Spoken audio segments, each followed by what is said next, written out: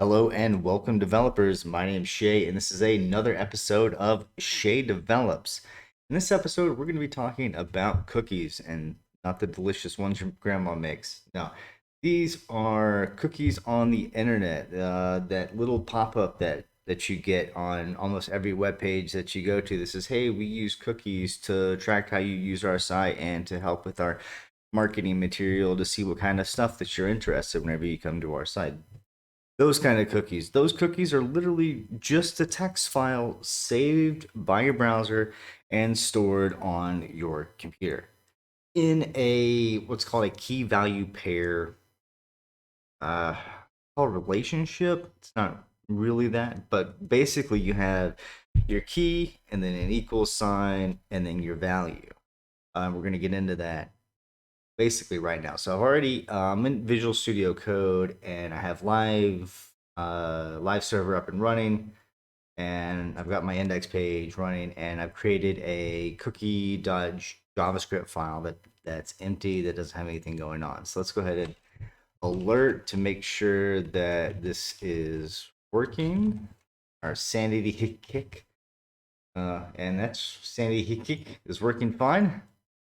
Good. So now we want to create a function that, and this isn't going to, like, we're not going in super depth detailed because cookies have evolved to a point, and now, and it's actually a good thing that the reason we have those little pop-ups to say, hey, accept the allowing the use of cookies on this site is because people weren't aware of the information that a browser could get about them. Like, technically we could get the local IP address, even though it's kind of a bit more difficult than getting like their server IP address or whatever IP address that they're trying to state that they're coming from, which is whatever. Like, it really doesn't, it doesn't matter if they want to get, there's better ways to get their location besides that.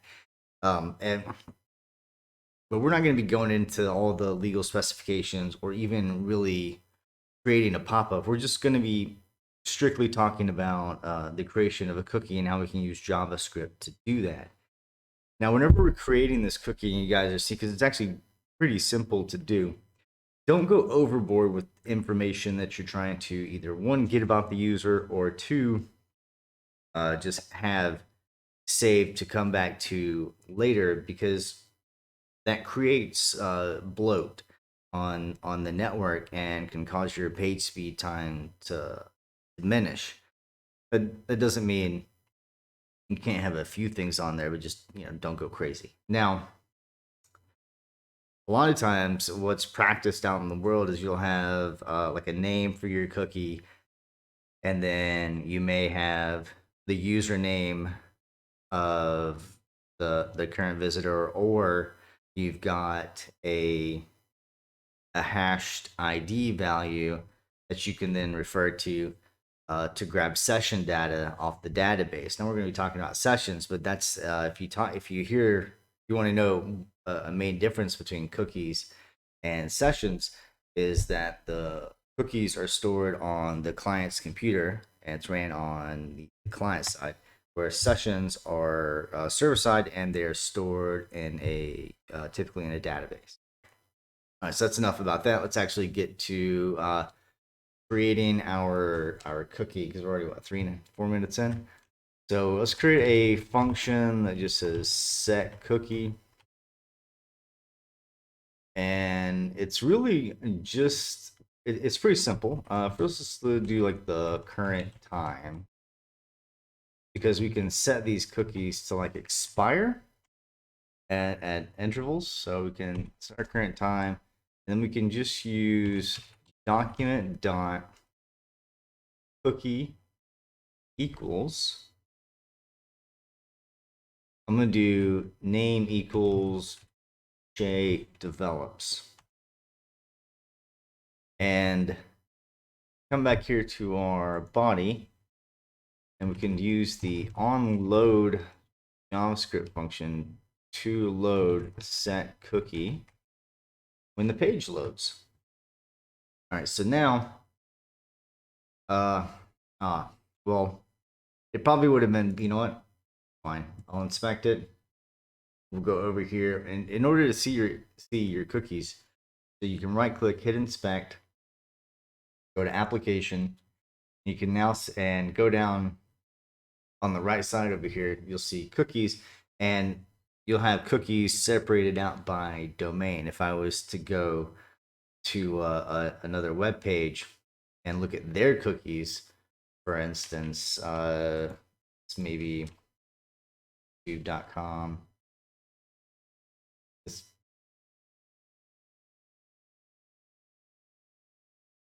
Then inspect, go to application. We can, oh, they only have two different kinds of cookies here. They have a YouTube and then accounts Google, which is actually not that much. I've seen other sites with way more information, but really here they see this name. Whenever I was talking about the key value pair, this is your key, and this is the value. So said, if we go back over here, name was my key. J develops is the value, and then you can see that by going to name right here. That's the key, and Shay develops is our value coming from this domain. Like you can specify what domain that you want to. However, I do believe that there's an issue if you're trying to say, hey, I want to set a cookie from a different domain than what the server response is actually coming from. That'll actually give you an issue. It's not very good. So I can actually go ahead and erase this session or erase this cookie by saying that it expires, saying I have a max age of 0, and then refreshing.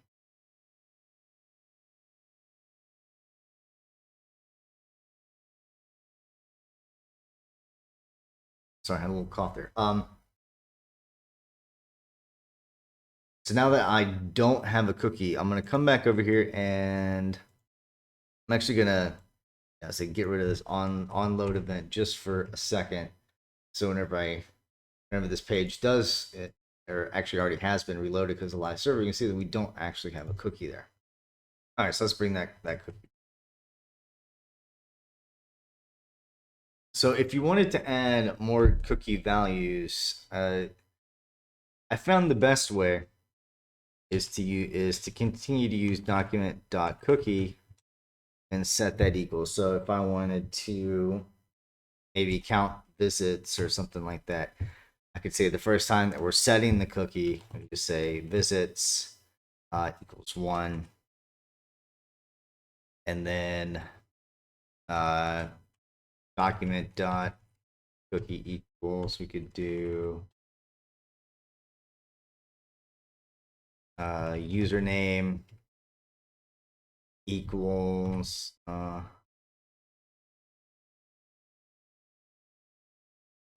dev person. Yeah, that's good. Exactly what it would be. All right. And now once I save this and the page is going to reload, we're going to see these cookies come up right over here.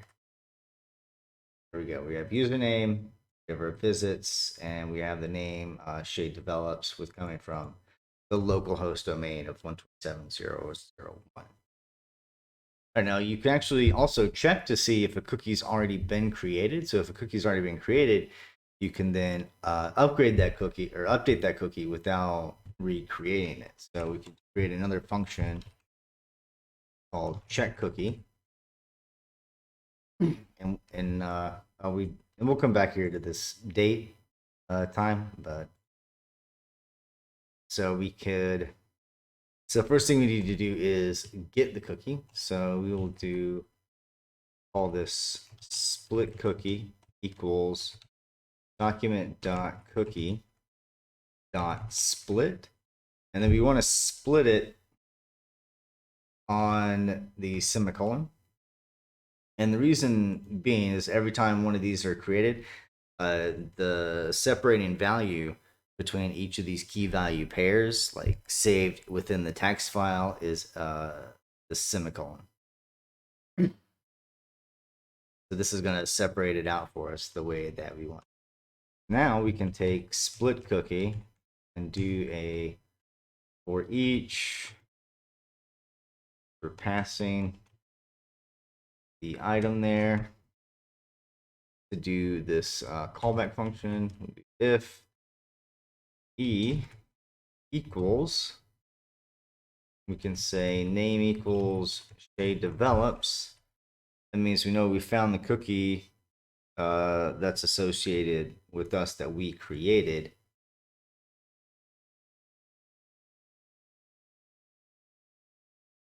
Do console.log key found, and then we can do document dot cookie equals visits 2.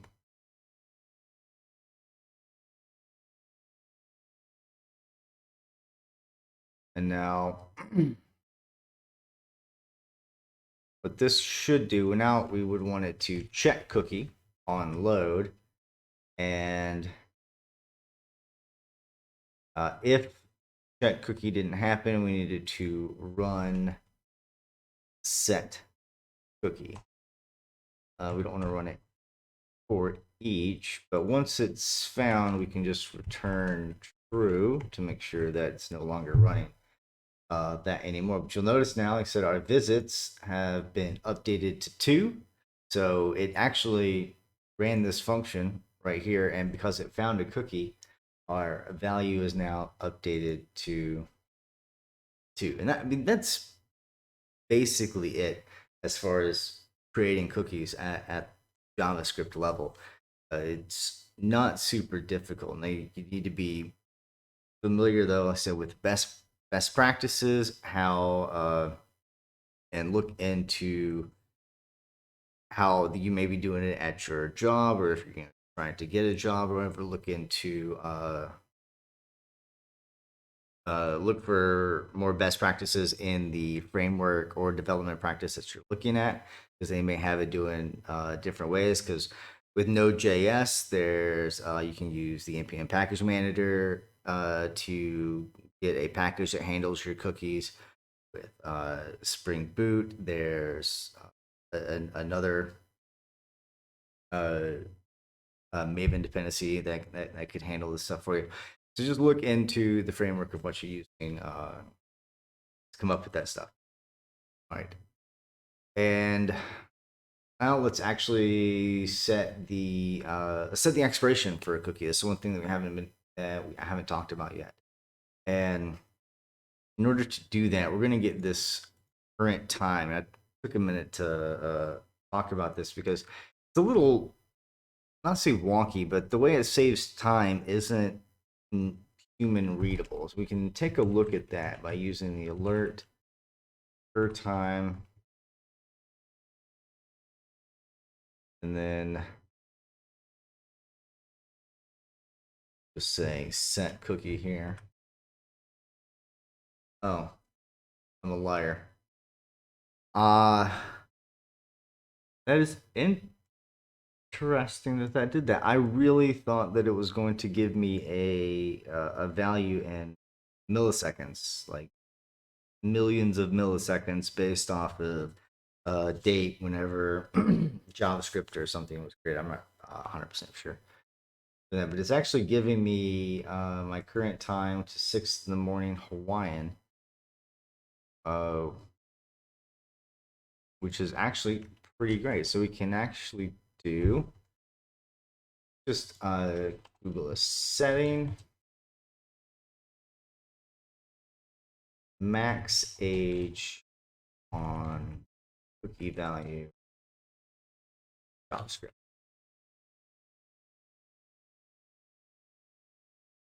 That for now.